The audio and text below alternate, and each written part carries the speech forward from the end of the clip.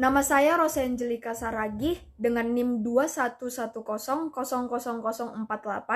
Fakultas Kesehatan Masyarakat, jurusan Ilmu Kesehatan Masyarakat.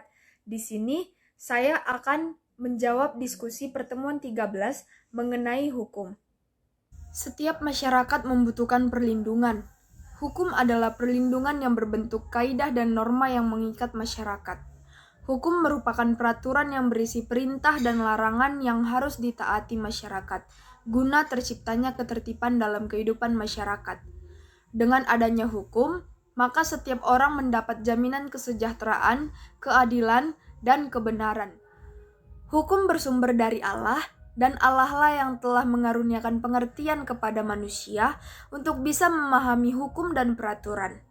Implikasi dari pernyataan ini adalah kita harus mendukung kebijakan pemerintah lewat hukum dan peraturan yang bertujuan untuk mensejahterakan masyarakat.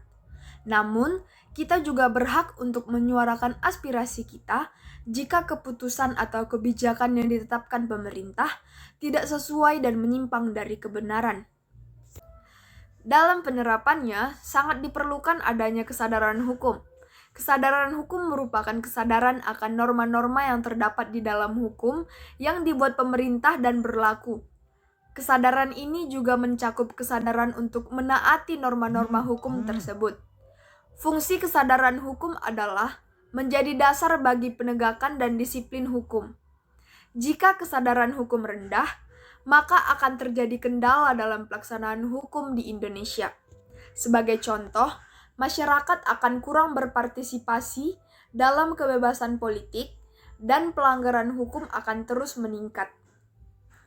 Peningkatan kesadaran hukum dapat dilakukan melalui pendidikan, penyuluhan, dan disiplin ilmu sehingga melahirkan kebudayaan sadar hukum dalam masyarakat.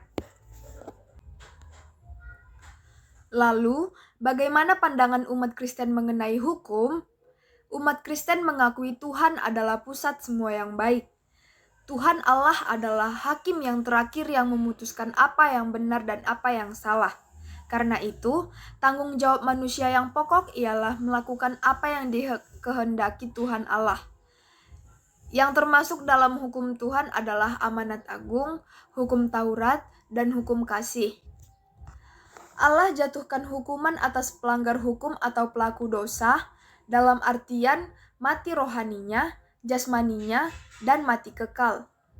Manusia tidak bahagia karena pelanggarannya.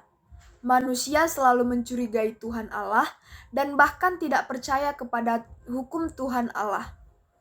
Manusia tidak percaya bahwa tujuan Allah dengan hukumnya ialah kebahagiaan. Itulah yang membuat manusia tidak bahagia. Tetapi Allah adalah hakim yang adil. Ia memberikan jalan keluar bagi pelanggar hukum atau pelaku dosa lewat penebusan Yesus Kristus di kayu salib.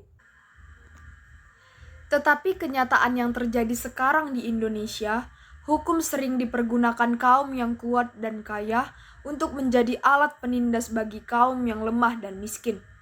Kondisi ini membuat hukum di Indonesia menjadi lemah. Menghadapi ketimpangan hukum yang terjadi di tengah-tengah masyarakat, umat Kristen khususnya mahasiswa Kristen harus turut ambil bagian dalam penegakan hukum dengan mengacu pada hukum Taurat yang tertera dalam Alkitab dan undang-undang yang menjamin kesejahteraan masyarakat. Orang Kristen juga harus menjadikan hukum kasih, yaitu kasih kepada Tuhan dan kasih kepada sesama, sebagai bahan pertimbangan dalam melakukan tanggung jawabnya dalam penegakan hukum. Tugas dan tanggung jawab yang harus dilakukan umat Kristen dalam kehidupan bernegara dan bermasyarakat adalah 1. Menjauhi perbuatan-perbuatan yang melanggar hukum. 2. Harus mampu bertindak kritis. Dan 3. Menabur nilai-nilai kebaikan serta menjadi teladan dalam mematuhi hukum. Sekian video penjelasan dari saya. Mohon maaf jika terdapat salah kata. Terima kasih. Shalom.